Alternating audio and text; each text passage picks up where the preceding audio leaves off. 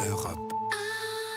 Axel de Tarlet, Muriel Pénicaud, la ministre du Travail, veut supprimer les inégalités de salaire hommes-femmes sur le quinquennat. Elle le dit dans une interview au Journal du Dimanche. Voilà, alors comment faire? Ces inégalités se résument en deux chiffres. Le premier est scandaleusement simple. Pour un même poste, un même travail, une femme gagne 9% de moins qu'un homme qui fait exactement la même chose. Donc dans le Journal du Dimanche, la ministre donne l'exemple de deux étudiants qui ont fait les mêmes études, qui postulent pour le même poste. Et bien, si c'est une femme, on va lui proposer moins. Donc scandaleux. Alors la ministre souhaite tout d'abord plus de transparence pour qu'on puisse détecter ces situations, tout simplement. Et ensuite, plus de sanctions qui sont aujourd'hui peu prononcées. Il n'y en a eu que 157, enfin il y a eu que 157 entreprises sanctionnées depuis 2013. Mais Muriel Pénicaud explique qu'il faut une politique globale qui doit se décliner à tous les niveaux. Ça veut dire quoi?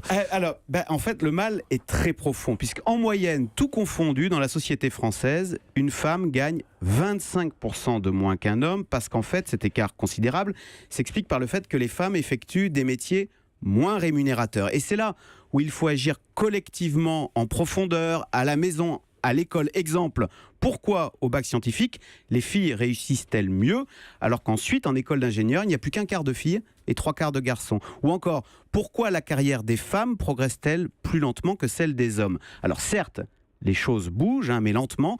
En 20 ans, l'écart homme-femme n'a été réduit que 3,5 points. Alors j'ai fait le calcul. À ce rythme-là, il faudra attendre 132 ans pour atteindre la parité, c'est-à-dire qu'on se donne rendez-vous en 2150. Bon, c'est pas qu'une question de justice élémentaire, c'est aussi une question dites-vous, d'efficacité économique. Voilà, c'est ce qu'expliquait hier la patronne d'Engie, Isabelle Cocher, qui était l'invitée du grand rendez-vous d'Europe 1.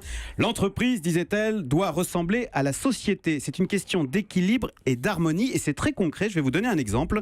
Dans la finance, dans les salles de marché, des études ont montré qu'il y avait beaucoup trop d'hommes, beaucoup trop de testostérone, et c'est ce qui contribuait aux excès de la finance. Pour faire simple, on a dit que la crise de 2008 n'aurait peut-être jamais existé si la banque Lehman Brothers s'était appelée la banque Lehman Sisters. Ah, très bon, Axel de Tarlet. Hélène? Voilà. Oui, moi aussi, je suis évidemment d'accord avec toute la première partie du raisonnement, ce qui d'ailleurs relance la justesse des ABC de l'égalité qu'avait voulu lancer Najat Vallaud-Belkacem et qui avait provoqué des cris d'orfraie.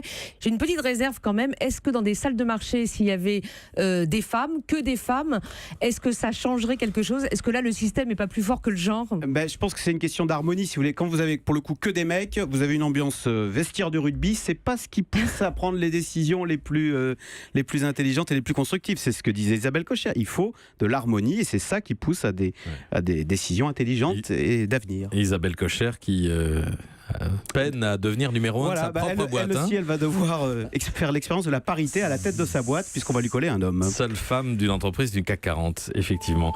Europe. Europe 1.